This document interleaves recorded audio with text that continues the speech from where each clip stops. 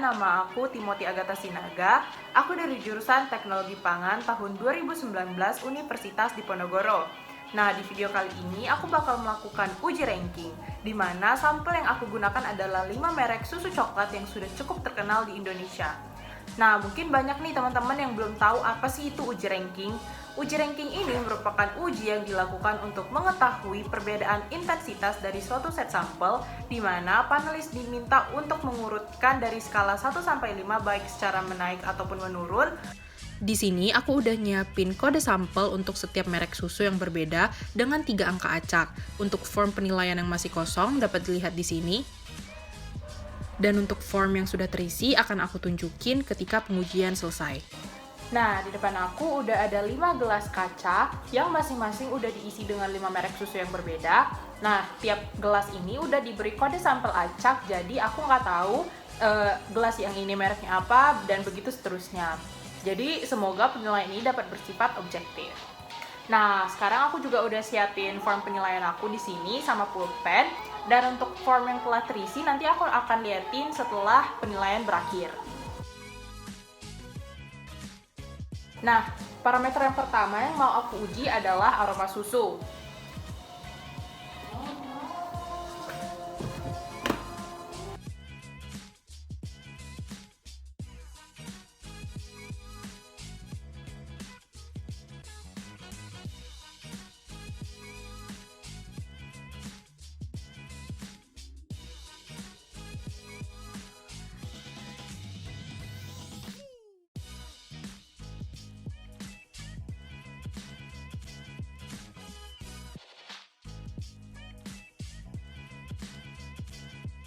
Nah, berdasarkan aroma susu yang udah aku cium tadi, kode 351 memiliki aroma susu yang paling pekat di antara kelima sampel lainnya, disusul oleh nomor 245, selanjutnya disusul oleh 839, kemudian 236, dan juga yang terakhir adalah 749. Setelah kita melakukan uji aroma susu, maka kita dapat langsung memasukkan kode-kode yang ada di dalam gelas ini ke dalam form uji penilaian.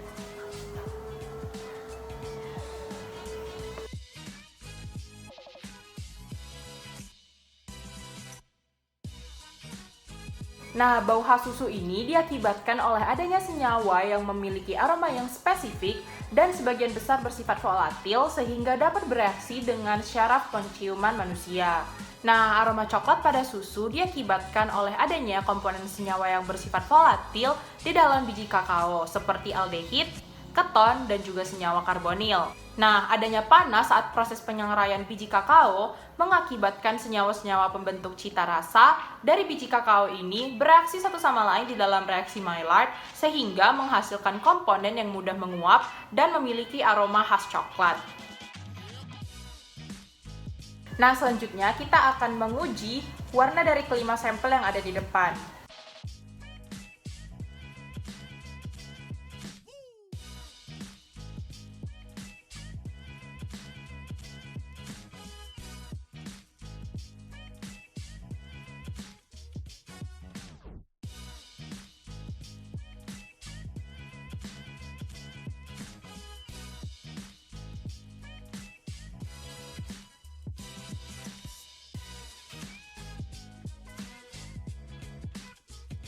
Nah, berdasarkan penilaian aku, kode sampel 351 memiliki warna coklat yang paling pekat di antara kelima sampel di depan dan yang paling terakhir dimiliki oleh kode 749. Dan langsung aja kita taruh di form ujinya.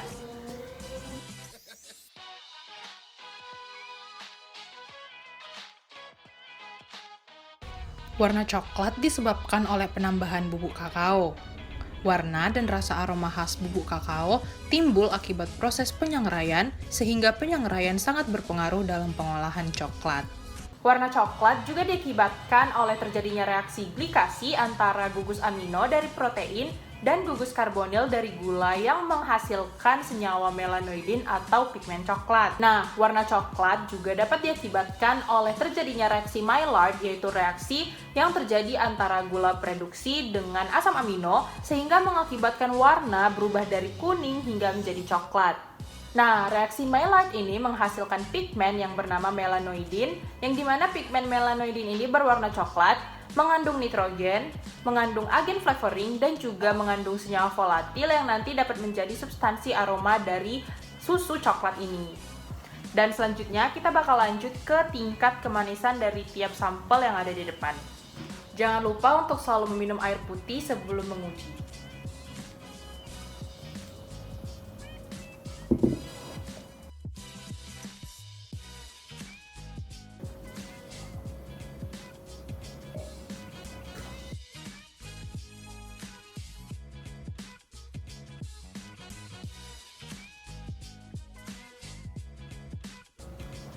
Nah, berdasarkan pengujian yang telah aku lakukan, aku menempatkan sampel dengan kode 749 di ranking pertama, yaitu memiliki tingkat kemanisan yang paling tinggi di antara 4 sampel lainnya. Dan di urutan kelima ada kode sampel 245. Langsung aja kita masukin setiap kode ke dalam form penilaian.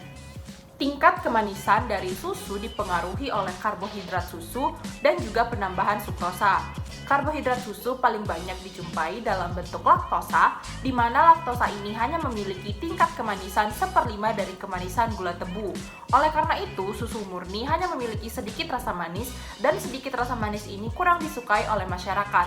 Oleh karena itu, ditambahkanlah pemanis buatan maupun alami untuk meningkatkan palatabilitas produk di masyarakat. Nah, sebelumnya kenapa aku bilang sukrosa juga mempengaruhi tingkat kemanisan produk? Karena sukrosa merupakan gula yang paling sering digunakan dalam industri susu untuk menambahkan tingkat kemanisan produknya, di mana di setiap merek produk ini juga mengandung gula atau yang biasanya dikenal dengan sukrosa. Nah, sekarang aku bakal nguji rasa coklat mana yang paling kuat di antara kelima sampel ini, dan aku bakal urutin dari sini nomor 1 hingga nomor 5.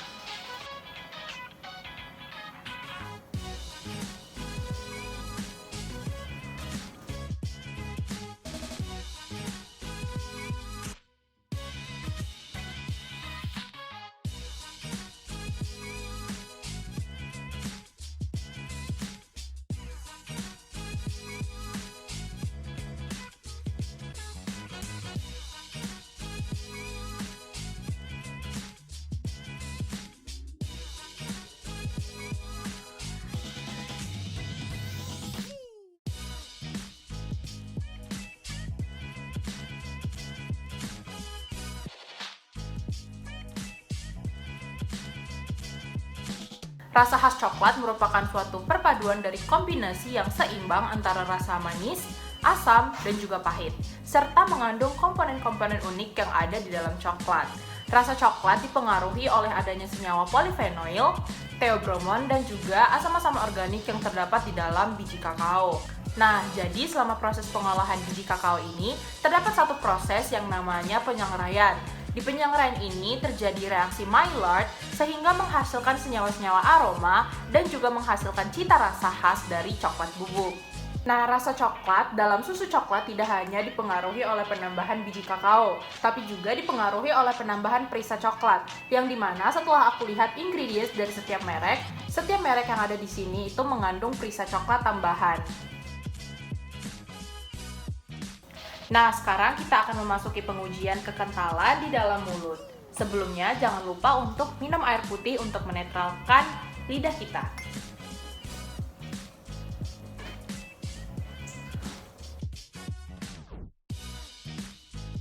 Jangan lupa minum air sebelum menguji sampel lainnya.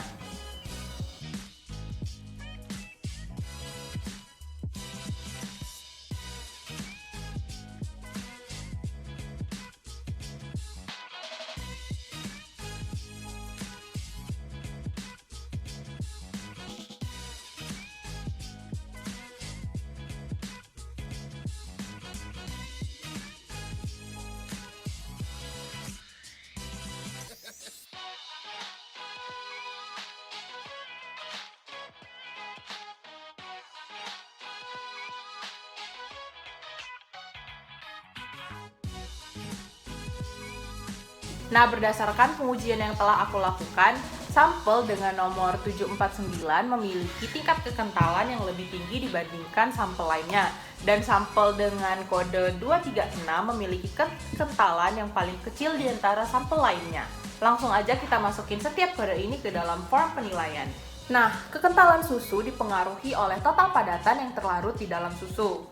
Dan juga setelah aku lihat ingredients dari kelima merek susu ini, semua merek susu ini mengandung susu skim bubuk, yang dimana susu skim bubuk ini mengandung total padatan sebanyak 100% sehingga dapat sangat meningkatkan total padatan dari susu dan meningkatkan kekentalan susu.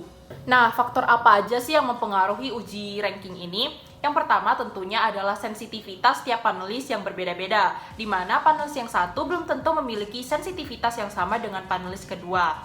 Selanjutnya juga makanan apa yang sebelumnya dikonsumsi oleh panelis sebelum melakukan pengujian ranking ini. Nah, karena makanan-makanan yang dikonsumsi sebelum melakukan pengujian dapat mempengaruhi sensitivitas lidah dari seorang panelis. Kesalahan yang mungkin terjadi selama pengujian ranking ini adalah tidak terkontrolnya lingkungan sehingga mengakibatkan adanya gangguan pencahayaan, gangguan aroma, dan juga gangguan suara yang dapat memecahkan konsentrasi dari seorang panelis. Contohnya misalnya adanya aroma-aroma lain yang masuk ke hidung ketika aku menguji aroma susu dari kelima sampel ini. Kesimpulan yang dapat aku peroleh dari pengujian ranking kali ini adalah untuk tingkat kemanisan, Denkau berada pada ranking yang pertama. Untuk rasa coklat, Indomilk berada pada posisi pertama. Untuk aroma susu, Real Good berada posisi yang pertama. Untuk kekentalan di dalam mulut, Denkau berada posisi pertama. Dan untuk warna coklat, Real Good berada di posisi pertama. Sedangkan untuk tingkat kemanisan yang paling rendah dimiliki oleh Frisian Flag, rasa coklat yang paling rendah juga dimiliki oleh Frisian Flag, aroma susu yang paling rendah dimiliki oleh Denkau, kekentalan di dalam mulut yang paling rendah dimiliki oleh Ultra Milk, dan juga warna coklat yang paling rendah dimiliki oleh 7 Denkau. Saran yang dapat aku berikan buat teman-teman yang pengen melakukan pengujian ranking ini adalah untuk memastikan kembali dan mengontrol lingkungan tempat pengujian seperti berada di ruangan tertutup, jauh dari sumber suara yang terlalu bising, dan juga memastikan pencahayaan yang tepat. Nah teman-teman, gak terasa nih kita udah di penghujung video. Semoga apa yang aku kasih tadi dapat bermanfaat buat teman-teman. See you on the next video praktikum. Bye-bye!